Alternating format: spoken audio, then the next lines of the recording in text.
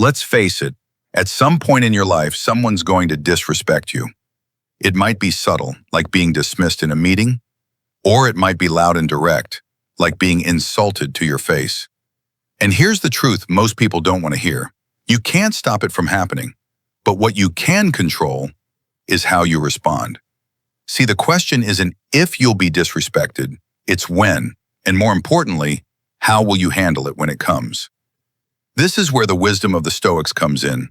Those ancient thinkers who knew that while the world can be chaotic, your inner world doesn't have to be. They believed that we don't control external events, what people say, how they act, or what they think of us.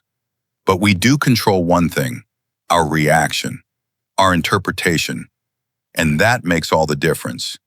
So the next time someone tests your patience, disrespects your work, or questions your worth, pause. Breathe. Ask yourself, am I giving away my peace to someone who doesn't deserve that kind of power? Because real strength isn't in the punch you throw, it's in the control you keep. Have you ever felt that burning urge to snap back at someone who disrespected you? Maybe it was a passive-aggressive comment at work or someone online who just had to get under your skin. That flash of anger, that tightness in your chest. It feels automatic, right? But here's the truth. Just because someone pushes your buttons doesn't mean you have to let them control the panel.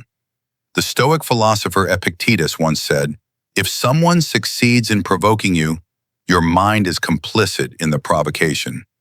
In other words, no one can truly get to you unless you let them in. The moment you feel triggered, pause.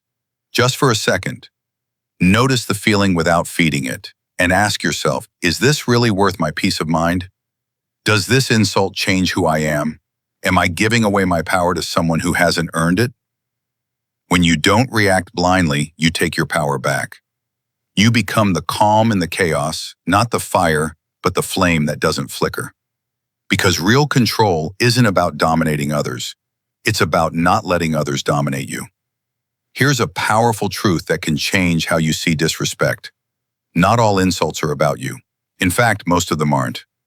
Marcus Aurelius once wrote, "The mistakes of others are none of my concern unless they harm the common good." Think about that. When someone lashes out, mocks you, or puts you down, it often says more about them than about you. Their frustration, their insecurity, their pain, that's what's usually speaking, not logic, not truth. So here's a simple thought experiment. If a child throws a tantrum in front of you, do you take it personally? Of course not, because you recognize the immaturity behind the outburst. The same principle applies to adults who act out. So ask yourself, is this person coming from a place of hurt or ignorance? Because once you stop making their behavior about you, you free yourself from unnecessary pain. Not every battle is worth fighting, and the wisest people know which ones to walk away from. Marcus Aurelius once said, "You always have the option of having no opinion." And that right there is freedom. When you face disrespect, you've got three powerful options, and none of them involve losing your cool. First, you can ignore it. If it's petty, pointless, or coming from someone who doesn't deserve your energy, let it go. Like a lion who doesn't flinch when a little dog barks, because real strength doesn't need to prove itself. Second, respond with calm, grounded wisdom. When you do speak, do it with dignity, not to win, but to show who you really are. Third, set clear boundaries. If someone crosses the line again and again, make it clear, kindly but firmly, that their behavior won't be accepted. Every response is a mirror. What do you want it to reflect? You know what the best revenge is? According to Marcus Aurelius, it's not to be like your enemy. That's powerful. When someone disrespects you, it feels personal. But what if you flip the script? What if instead of reacting, you saw it as a challenge, a test? Think about it. Can I stay composed when someone else loses control? Can I keep my dignity when things get heated? That's real power. Life will throw people at you who push your buttons, but every one of those moments is a chance to sharpen your character, your patience, your wisdom, your inner calm. Imagine walking away from an insult, not bitter, but better, not resentful, but stronger. That's the Stoic way. So next time someone disrespects you, ask yourself, what is this teaching me? Because even disrespect can be your greatest trainer if you let it. Seneca once said, "A good character once established is not easily shaken by external events." Think about that. When someone insults you, the strongest defense isn't clapping back. It's knowing who you are so clearly, so deeply, that their words don't even leave a mark. The real power? It comes from within. Ask yourself, am I living by my values? Do I really need anyone's approval to know I'm enough? Because if your self-worth depends on someone else's validation, you're handing them control over your peace. And Stoicism teaches us, that's the one thing we never give away.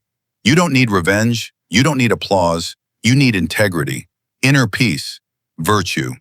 That's what lasts. That's what makes you unshakable, no matter what storm comes your way. So don't focus on proving them wrong. Focus on becoming someone who doesn't need to. When someone disrespects you, it's natural to feel hurt or angry. That's human. But what if, instead of just reacting, you paused and asked yourself, what's going on in their world that made them act this way?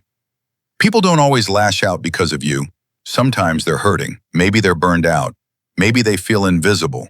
Maybe they've never been shown kindness themselves. This doesn't excuse bad behavior, but it helps you see beyond it. Compassion isn't weakness, it's strength. It takes courage to stay grounded, to not shrink to someone else's level. When you respond with dignity, or even just respectful silence, you're not only protecting your own peace, you might just be helping someone else find theirs. Ask yourself, are they reflecting something inside them, or something about me? Can I respond with kindness, or at least respectful stillness? That choice, that's power. Nobody enjoys being dismissed or disrespected. It stings. But what if those moments, the times you're misunderstood, underestimated, or judged unfairly, are actually opportunities? Opportunities to ask yourself, what do I truly value in life?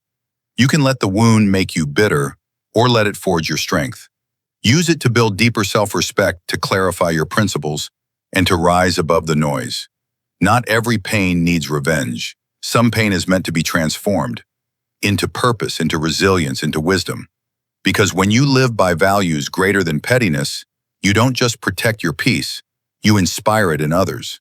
Ask yourself, can I use this moment to become wiser, not weaker? What story will my attitude today tell about who I am tomorrow? That's not just healing, that's leadership. Disrespect, it's not a question of if, but when. It shows up in traffic, at work, online, even from people we love.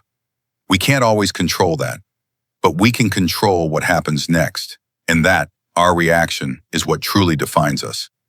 The wisdom of Stoicism reminds us, life won't always be kind, but we can still choose to respond with strength, clarity, and grace. Instead of fighting every insult, we can protect our peace. Instead of shrinking in pain, we can grow through it. Every moment of disrespect becomes a test, not of their character, but of ours. So next time it happens, pause, breathe, ask yourself, what kind of person do I want to be right now? Because in the end, your calm, your self-respect, your values, they speak louder than any insult ever could. If this message spoke to you, if it reminded you of your own strength or gave you a moment of calm in the chaos, don't keep it to yourself. Hit that like button to let us know this resonated with you. Subscribe for more powerful practical wisdom that helps you stay grounded in a noisy world. And if you know someone who could use this message today, a friend, a coworker, a loved one, share this video with them, because sometimes the right words at the right time can change everything. Stay strong, stay centered, and I'll see you in the next one.